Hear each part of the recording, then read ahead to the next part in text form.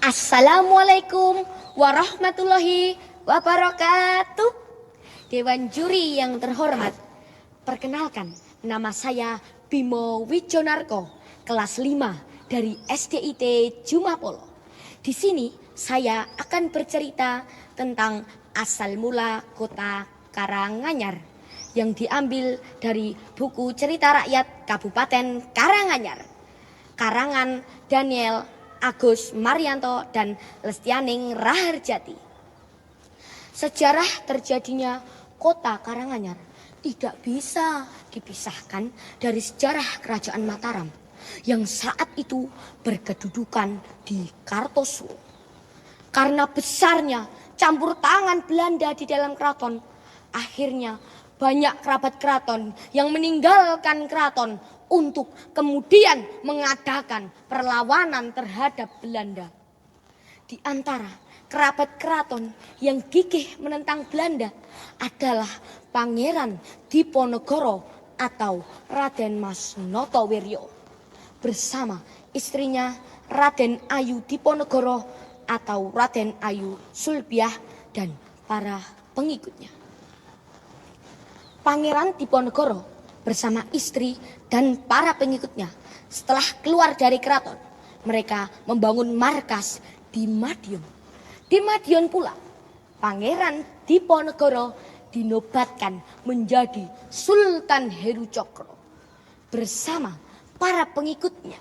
Sultan yang gagah berani ini melancarkan serangan terhadap benteng pertahanan Belanda dan kemudian melancarkan serangan terhadap markas-markas Belanda di Kartosuro. Pada awalnya, serangan Sultan Heru Cokro dapat menyulitkan pihak Belanda. Namun, karena kalah persenjataan dan tidak didukung oleh pihak keraton, akhirnya serangan Sultan Heru Cokro dapat dipatahkan Belanda. Menyedihkan ya teman-teman.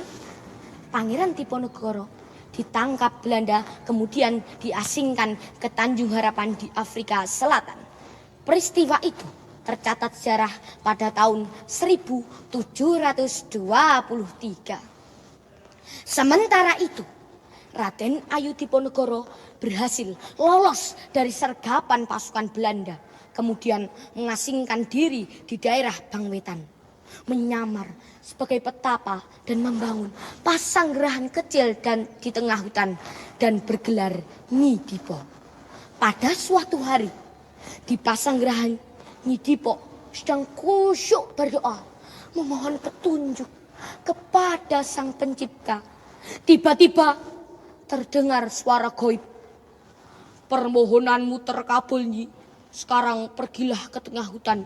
Di bawah pohon jati gerowang ada sarang burung derkuku yang jatuh. Nah, teman-teman, gerowang itu apa ya?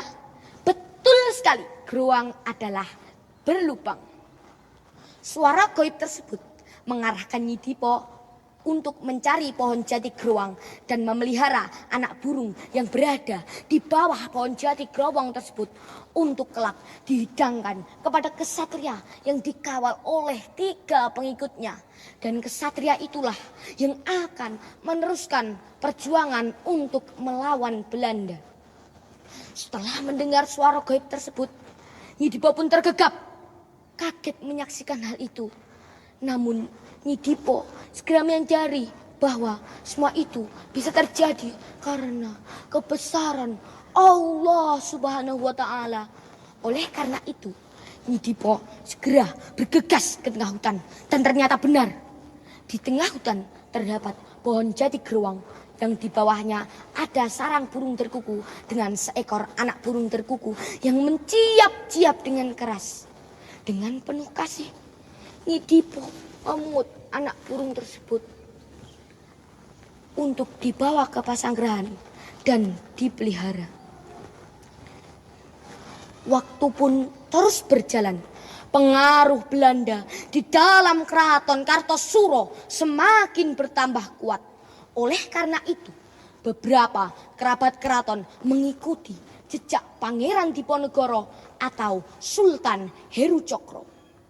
Salah satu kerabat keraton yang berhasil lolos dari keraton Kartosuro adalah Raden Mas Said atau Pangeran Sambernyowo bersama 3 pengikutnya.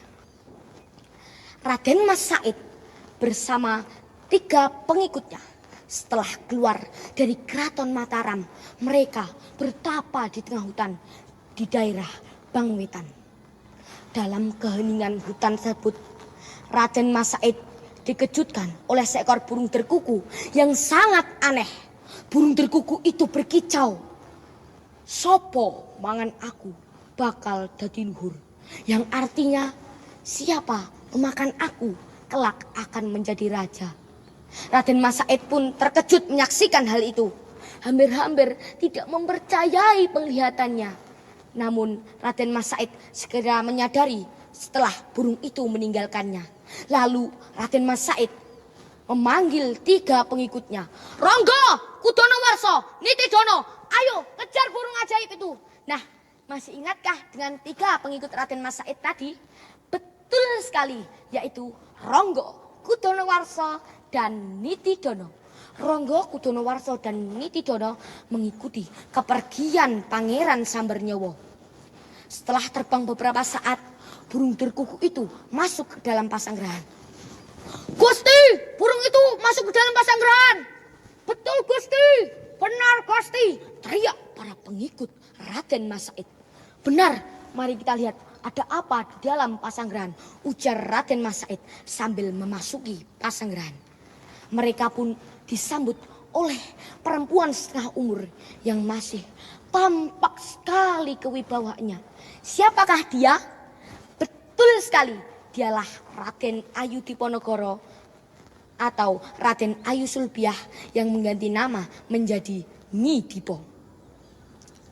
Raden Mas Said lalu segera mengutarakan maksud kedatangannya karena Raden Mas Said merasa begitu dekat dengan sosok perempuan yang agung itu.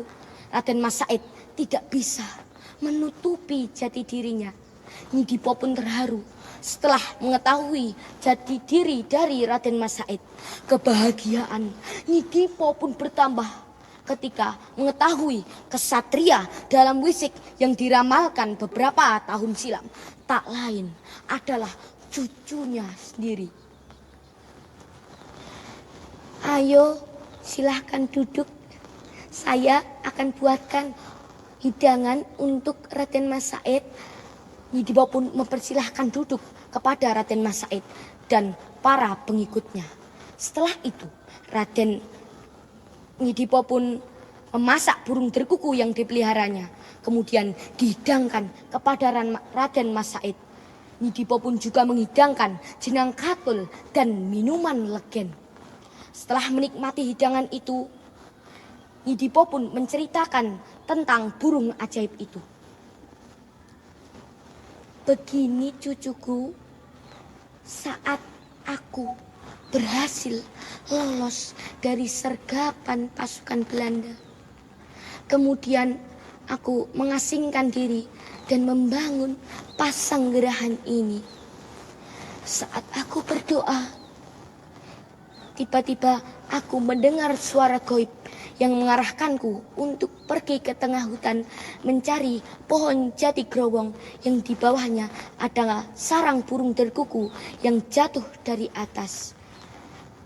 Ketika burung terkuku itu sudah bisa berbunyi, "Sopo mangan aku bakal dadi luhur," yang artinya siapa memakan aku kelak akan menjadi raja. Wah, berarti waktunya sudah dekat. Cucuku Said bakal jadi raja. Masya Allah. Amin. Amin. Amin. Amin. Raden Mas Said dan para pengikutnya mengaminkan sebagai rasa syukur setelah mendengar keterangan dari Nyi Dipo. Setelah itu, Raden Mas Said menamakan tempat itu dengan nama Karanganyar. Karanganyar, Raden? Benar, karena di tempat inilah aku dikarang dalam sebuah perjanjian anyar bahwa pasti aku akan naik tahta, jawab Raden Mas Said. Nah, begitulah teman-teman tentang asal mula kota Karanganyar. Nyi Dipo pun dianugerahi Nyi Ageng Karang oleh Raden Mas Said dan menjadi cikal bakal kota Karanganyar. Terima kasih. Wassalamualaikum warahmatullahi wabarakatuh.